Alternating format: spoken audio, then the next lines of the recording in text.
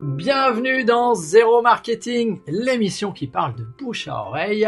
Et ce soir, nous traitons d'une peur, d'une croyance assez courante qui est: est-ce que je vais avoir assez de contacts si je me lance en marketing de réseau? Parce que si vous êtes en marketing de réseau, en vente directe, si vous avez besoin de travailler dans le bouche à oreille, vous êtes au bon endroit. Zéro Marketing, c'est l'émission qui parle de bouche à oreille pour réconcilier les Français avec l'économie telle qu'elle fonctionne. En ce moment, elle ne fonctionne pas bien. Et non pas telle qu'ils aimeraient qu'elle soit. Ça veut dire qu'on est positif. On est là pour être positif. On est là pour voir des opportunités, pour voir ce qu'on peut faire. On est là pour répondre. Dans cette série-là qu'on est en train de faire, à ces trois cercles, on est en train de se dire, bon, il y a des choses à savoir. Maintenant que vous m'avez rencontré dans votre vie et je vous ai mis un guide à télécharger un peu plus bas, vous avez un guide. C'était à l'occasion de l'anniversaire du Zéro Marketing, le premier anniversaire. Vous avez un guide qui vous donne des savoirs. Oui, parce que il est en PDF, les liens sont cliquables. Ça vous donne accès à plein de savoirs. Parce qu'il y a des épisodes passés. Zéro Marketing, c'est une émission qui se prend pas au sérieux, mais qui délivre des choses sérieuses. Et je m'appelle Cyril Hurstel et je diffuse tous les jeudis soirs à 21h sur mon profil Facebook. Donc pour être prévenu, demandez-moi en ami ou suivez-moi, de manière à voir arriver la diffusion dans votre fil d'actualité. Et si vous êtes en retard, vu qu'on ne retrouve rien dans Facebook, rendez-vous sur la chaîne YouTube Zéro Marketing, abonnez-vous, mettez la cloche, comme ça vous serez prévenu des nouveaux épisodes qui arrivent tous les mercredis à midi. Et c'est donc le 58e épisode. 58e épisode, j'ai jamais coupé les cheveux depuis le début. Alors vous allez croire que le confinement dure depuis très longtemps, mais non, c'est pas ça. C'est juste que depuis que Zéro Marketing existe, je me suis pas coupé les cheveux. Alors, forcément, ça crée quelques longueurs. On a dit savoir. Pour que ça marche, vous avez besoin d'un désir. Désir d'entreprendre, désir de bâtir quelque chose, désir de diversifier vos revenus, désir d'asseoir vos revenus sur plusieurs continents, désir de... des tas de choses que vous pouvez faire avec du marketing de réseau, avec de l'infoprenariat, par Internet. Et c'est pour ça que cette émission existe. Pour que vous sachiez que ça existe. 2, pour que ça vous crée des désirs. Et 3, on voit également les comment. Comment on fait ça? Comment faire? Savoir faire. Et pas mal de croyances. Et ce soir, nous allons voir des contacts. Alors, je tiens à m'excuser parce que d'habitude, il y a un bouquin qui est à l'honneur ici. Et je viens d'aller à la cave, je viens d'exhumer tous mes bouquins et je ne l'ai pas retrouvé.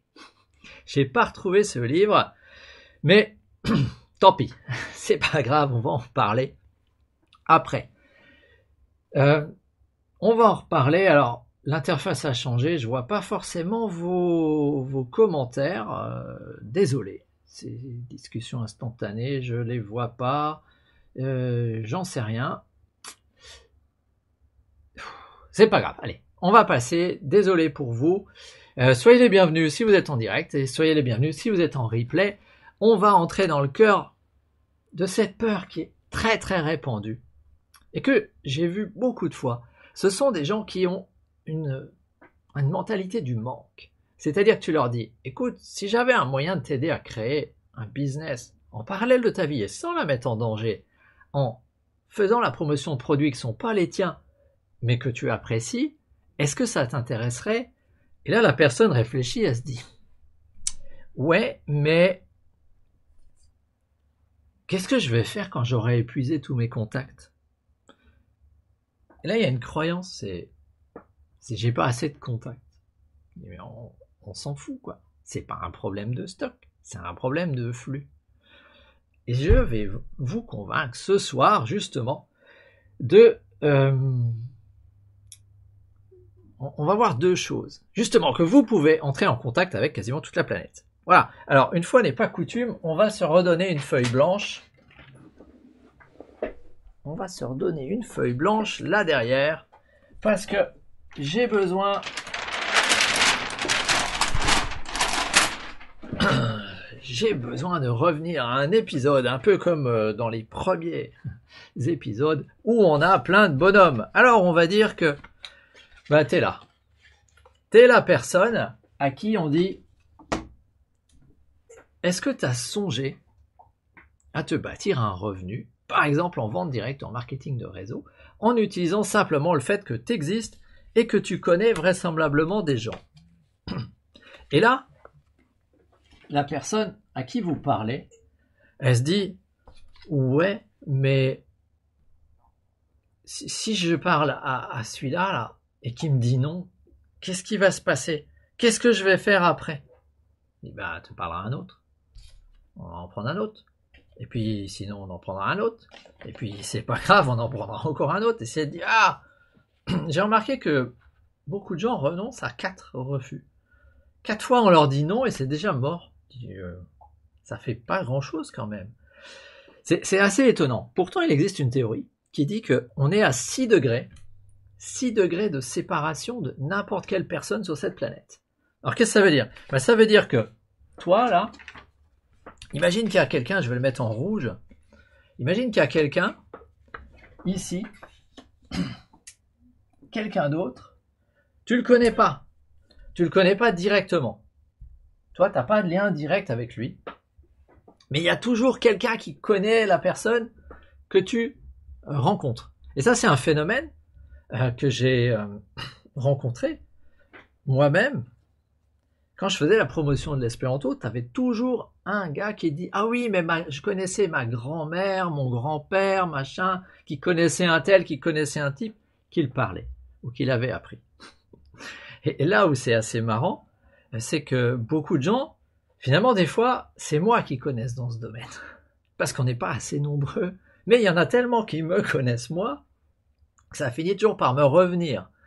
Et il faut dire que ces 6 degrés de séparation, c'est une théorie qui date de 1920.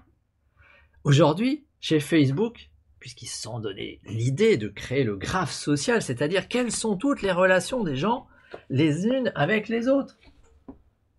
Chez Facebook, ils se sont dit, bah tiens, il y a la tribu des bleus, là, on va leur proposer des trucs, mais il y a également des oranges, des rouges, tous ces gens qui existent dans le monde, quelles sont leurs relations? Alors, je vais les mettre un peu plus loin, parce que si je veux coller des flèches, il va falloir que je puisse les mettre. Des fois, tu as des gens qui sont un peu asociaux, certes. Alors, je vais mettre le vert. Ok, vous distinguez pas très bien le vert du bleu, mais on va mettre le vert un peu là-haut. Normalement, même là-haut, vous le voyez encore. Quand on met tout ça et qu'on commence à se dire, ok, quelles sont leurs relations les uns avec les autres là-dedans, eh ben on trouve Facebook. Parce que c'est ce que fait Facebook. Et ils ont calculé qu'en 2011, cette règle des 6 niveaux, elle était tombée à 4,74. Donc aujourd'hui, on est dans un monde qui est plus petit qu'avant. Désolé, je vois pas les commentaires, mais c'est comme ça. Et en 2016, on est tombé à 3,5. Ça veut dire qu'aujourd'hui, 1, 2, 3, je suis arrivé. On doit être capable de connaître quelqu'un qui connaît la personne qu'on veut cibler. Et je me suis posé cette question en préparant cet épisode. Je me suis dit, est-ce que je connais quelqu'un qui connaît le président de la République française? Eh bien, j'ai pas mis longtemps. Ben oui, finalement. C'est assez facile. J'en connais au moins un qui le connaît personnellement, qui a peut-être même son numéro de mobile, et qui le voit assez régulièrement. Et je pensais que j'étais plus loin que ça du président de la République française. Alors je me suis reposé la question, mais finalement, où est-ce que j'en suis par rapport à l'homme le plus puissant de la Terre, celui dont les tweets peuvent faire chuter le cours du pétrole? Vous voyez de qui je parle?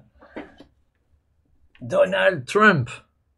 Si je me pose la question, moi là, à quelle distance je suis de Donald Trump? Est-ce que je connais quelqu'un qui connaît directement Donald Trump? J'ai beau chercher, je pense que non. Par contre, je suis à peu près sûr que je connais quelques personnes aux États-Unis qui sont suffisamment haut placées. J'ai pas fait exprès, mais vachement haut là. Je connais suffisamment de gens aux États-Unis assez haut placés, et c'est pas trop le moment de les enquiquiner maintenant, en pleine épidémie. Et on va revenir avec les phénomènes épidémiques après, mais je suis à peu près sûr que parmi ceux que je connais haut placés, il y en a au moins un qui connaît le président des États-Unis. Ça veut dire qu'aujourd'hui, Quand tu es dans la croyance que oui, mais je pourrais pas rencontrer assez de gens ou je ne connais que quelques personnes, ça veut juste dire que t'as pas envie. Ah bah oui, tiens, je vois les commentaires. Ah bah ça c'est une bonne nouvelle. Oui, bah aujourd'hui, Donald Trump, c'est le mec le plus puissant, je veux dire. Il peut te faire perdre ou gagner des millions, des milliards en bourse avec un seul tweet. Hop, le pétrole s'effondre. Poutine, c'est pas mal aussi. Il est pas mauvais, mais il y en a quelques-uns comme ça. Je me suis pas posé la question avec Poutine parce que je connais moins de monde en Russie. Et je soupçonne que les gens que je connais en Russie, ben, il faudrait aller sur d'autres qui connaissent d'autres, qui enfin connaissent le maître du Kremlin. Mais je pense que ça rentre largement dans les 6. Et on se rend compte comme ça, quand on veut bâtir un réseau, on a 2 choix. On va entrer maintenant sur une notion d'épidémie finalement. Quand tu veux bâtir un réseau, tu veux déclencher une épidémie. Souvenez-vous, on parle beaucoup en ce moment du R0, c'est-à-dire combien de personnes tu es capable d'infecter. Quand tu démarres un réseau, quand tu as découvert des produits et que tu en fais la promotion, que ça soit un produit comme ça, un produit comme ça, un produit virtuel ou je ne sais pas, on s'en fout. Là, on est dans le phénomène générique. Combien de personnes tu es capable d'infecter? Combien de personnes tu es capable de contacter directement? Et là, j'ai l'impression qu'il se passe quelque chose d'intéressant, c'est qu'il existe des super contaminateurs. On en a parlé récemment, c'est scientifique Eric Combs qui disait il y a des gens capables d'infecter 15, 20, 30 personnes, alors que globalement, dans l'épidémie, on est à 3 à 5. Donc, qui sont ces gens capables d'avoir plein de contacts? Parce que finalement, ce que tu as envie de faire, c'est de recruter celui-là. Imaginons que ça soit celui-là. On va dire ça, c'est notre orange. Allez, non, on va dire que c'est notre rouge ici. Notre rouge ici, il est lui capable d'être en contact avec des tonnes de gens. Toi, tu es capable de parler à quelques personnes. T'imagines, tu es là, tu démarres, tu parles à 2 personnes. Et tu as plein de plans de rémunération en marketing de réseau qui sont conçus pour être soit binaires, soit matriciels, mais en gros, on te dit, bah, tu trouves 2 personnes qui vont trouver 2 personnes, qui trouvent 2 personnes, et une fois que tu as trouvé tes 2 personnes, certains comprennent, bah, tu fous plus rien et tu deviens riche, et là ils disent, non, mais non, je crois pas que ça puisse marcher, et ils ont raison parce que ça marche pas comme ça. Comment ça peut marcher beaucoup plus? C'est, oui, t'en parles à quelques personnes, ils t'envoient bouler, ok, et tu recommences, et puis à un moment donné, tu en parles à quelqu'un qui lui a du réseau. Un super contaminateur. Lui, il est là, et lui, il est capable de rayonner, de toucher, non pas 2, 3, 4, 5 ou même 10 personnes, mais lui, il est capable de te mettre en relation avec des milliers de personnes. Il est capable de t'emmener dans un autre pays. Il est capable de te mettre en relation comme ça avec des gens qui ont un vrai pouvoir. Bon, je vais pas continuer à coller des trucs là, hein, mais c'est quelqu'un qui est effectivement populaire, communicant, c'est ça, et qui est très bien décrit dans le livre qui aurait dû être là, et qui s'appelle The Tipping Point de Malcolm Gladwell. Donc le point de bascule, parce que c'est comme ça que tu fais décoller une épidémie vers tes produits, une épidémie vers autre chose. Alors c'est très bien connu aux États-Unis. Il suffit d'expliquer, donner le nom de Paul Revere, parce que figurez-vous que dans la guerre d'indépendance, le 18 avril, dans la nuit du 18 avril 1775, Paul Revere et une autre personne sont partis chacun de chaque côté de la rivière en pleine nuit, aller alerter les gens de Lexington et de là où les insurgents avaient leurs armes que les troupes anglaises étaient en mouvement. Et on estime dans cette Midnight Raid, donc cette chevauchée nocturne de minuit, que Paul Revere a réussi à déclencher informer des dizaines de milliers de personnes. Parce que Paul Révéré a réussi à informer d'autres gens qui ont eux-mêmes informé d'autres gens, etc. En une seule nuit, tout seul, il a réussi à informer toute l'armée juste avant la bataille de Lexington, qui fait que les troupes britanniques se sont heurtées à des gens qui étaient mobilisés. Et c'était avant le téléphone portable, hein, et il n'y avait pas WhatsApp. Donc le gars tout seul à cheval en pleine nuit, sur une des rives, a réussi à mobiliser tout le monde. Et donc ça, c'est très connu aux États-Unis. C'est la notion dans le livre de Gladwell, il parle de Maven. Je ne sais pas trop quelle est la traduction de ce mot. On va dire super contaminateur, puisqu'on est en période d'épidémie, et que c'est exactement ça. C'est t'as des gens qui sont capables d'être le pivot entre plusieurs cercles d'influence. Et donc, quand tu démarres un business basé sur le bouche à oreille, soit tu deviens celui-là et tu deviens un super réseauteur, et ça c'est la période où tu grandis. Ça ne tient qu'à toi d'apprendre comment tu entres en contact avec les gens, comment tu fais ami-ami, comment tu t'intéresses à eux, et comment tu deviens quelqu'un d'attractif, qui a du crédit, et qui vont te suivre. Parce que durant cette même nuit du 18 avril 1775, il y a eu une autre personne dont j'ai oublié le nom, qui n'est pas forcément entré dans l'histoire, qui lui a fait le cheminement de l'autre côté, mais il était certainement moins connu. Il avait certainement moins de crédit auprès des gens. En tout cas, il ne s'est pas débrouillé aussi bien. Il n'est pas entré dans l'histoire. C'est Paul Révéré qui est connu aux États-Unis pour ça. Et c'est un haut lieu, quoi, de leur histoire. Mais soit tu le deviens, soit tu en recrutes un, quoi. Soit tu le recrutes. Tu recrutes une des personnes comme ça et tu profites de cet effet levier. Et c'est pas fabuleux, ça. Alors ça va peut-être prendre un peu de temps. Il va peut-être falloir devenir bon. Il va peut-être falloir regarder pas mal d'épisodes de Zéro Marketing pour être capable d'avoir le discours qui fait que tu vas permettre à cette personne de voir que finalement elle a un talent relationnel et qu'elle pourrait le monétiser en aidant des gens, en partageant des produits. Tes produits. Voilà, il faut être persévérant, effectivement.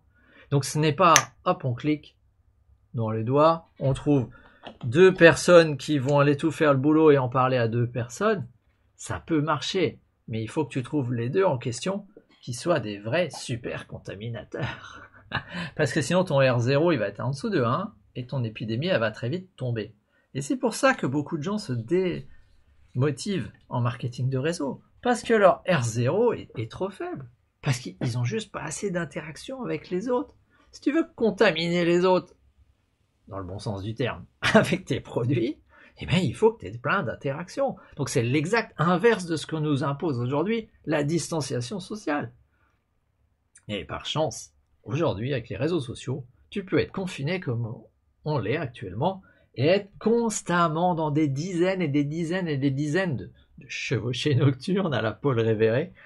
Tiens, encore un message là. Entrez pour voir le contenu du message. Qu'est-ce qu'il me dit? Là, ça c'est vraiment du live, hein.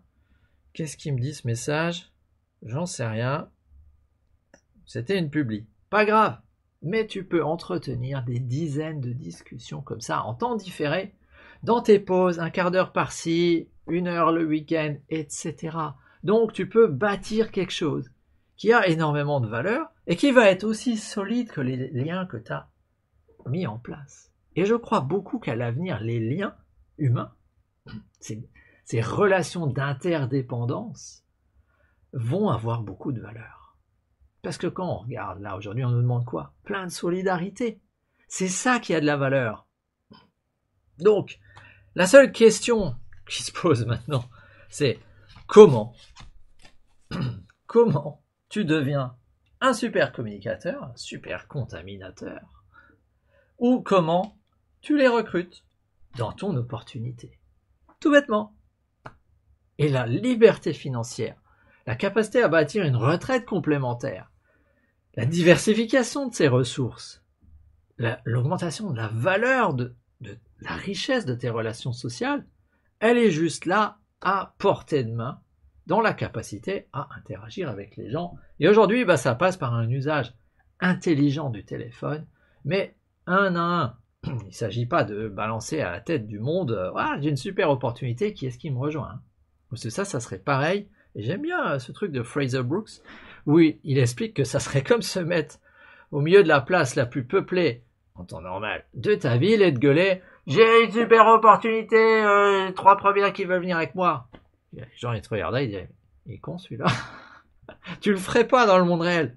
Pourquoi le faire sur un téléphone?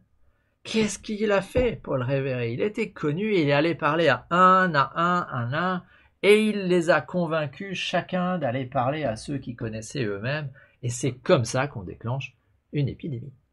Et voilà, déclenchons une épidémie de liberté financière, parce que le tsunami de la crise qui nous arrive va nous obliger à nous bouger dans ce domaine, avec la résilience de petites communautés. Et derrière là, il y a plein de petites communautés, et ces petites communautés en 1775 ont vaincu l'armée anglaise, alors que c'était juste des ploucs équipés de mousquets à un coup. Rien à voir avec la puissance de l'État anglais. Voilà. Là-dessus, j'espère que ça va vous inspirer, que vous allez vous mettre à parler un à un avec des gens et à déclencher une épidémie, dans le bon sens du terme, de vos produits.